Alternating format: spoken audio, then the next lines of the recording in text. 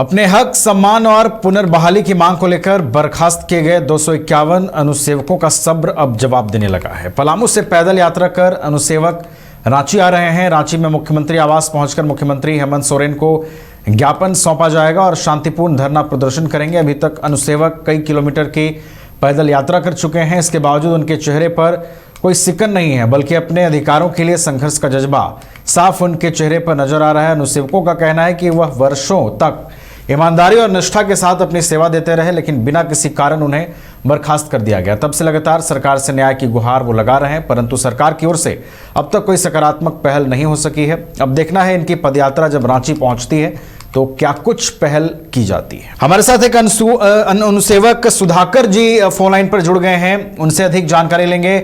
सुधाकर जी, कहां तक आप लोगों की पदयात्रा पहुंची है और रांची आने का उद्देश्य क्या है आप लोगों का? सर, हम लोग पहले हम आपको बता दें कि हम पलामू जिले के बर्खास्त अनुसेवक हुए, जो निर्दोष बिना कोई गलती के हमको बर्खास्त कर दिया गया जी। हमारा विज्ञापन 2010 में निकला हुआ था, विज्ञापन संख्या था 1/2010 जी।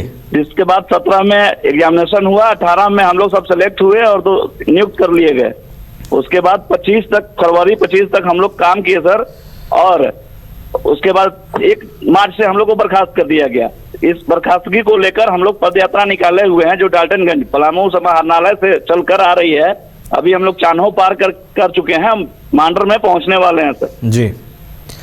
तो यहां पहुंचकर क्या कुछ आगे की रणनीति आप लोगों ने तैयार की है सुधाकर जी? रांची पहुंचकर मुख्यमंत्री को ज्ञापन सौंपना है, और क्या कुछ रणनीति आप लोगों की बनी है यहां पर आने के बाद? हमारी रणनीति ये है सर कि हम पदयात्रा, न्याय पदयात्रा को लेकर मुख्यमंत्री महोदय को अपना ज्ञापन सौंपेंगे जी।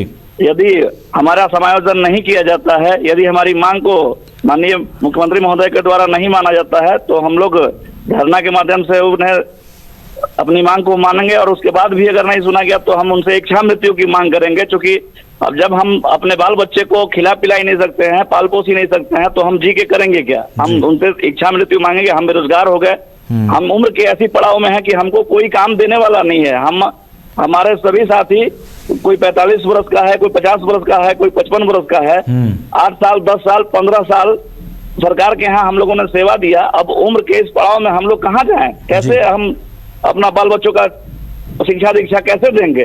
इसलिए हमारा ये रणनीति है आगे की कि यदि मांग हमारा समायोजन नहीं किया जाता है सरकार के द्वारा, तो हम सरकार से इच्छा मृत्यु की मांग करेंगे।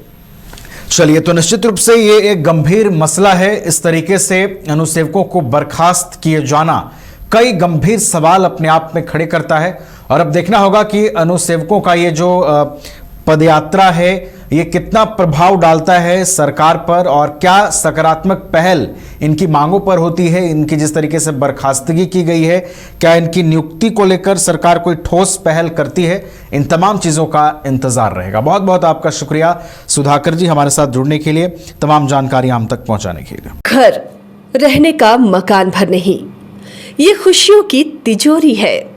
दरवाजे पर दस्तक देता पड़ोस, खिड़कियों से उमड़ आता आसमां, तारों में उलझी ऐसी ना जाने कितनी दास्तां। कहती हैं चले डायमंड सिटी, एक सफर हम सफर के साथ अपने घर तक। Diamond city, life long bonding, 500 से ज्यादा खुशहाल डायमंड परिवार। जल्दी करें, सिर्फ 200 फ्लैट बाकी। आज ही बुक करें अपना आशियाना। क्रिकेट के विश्व मंच पर छा रही हैं रांची की प्रतिभाएं। इन प्रतिभाओं को संवार रहा है जेके इंटरनेशनल क्रिकेट एकेडमी।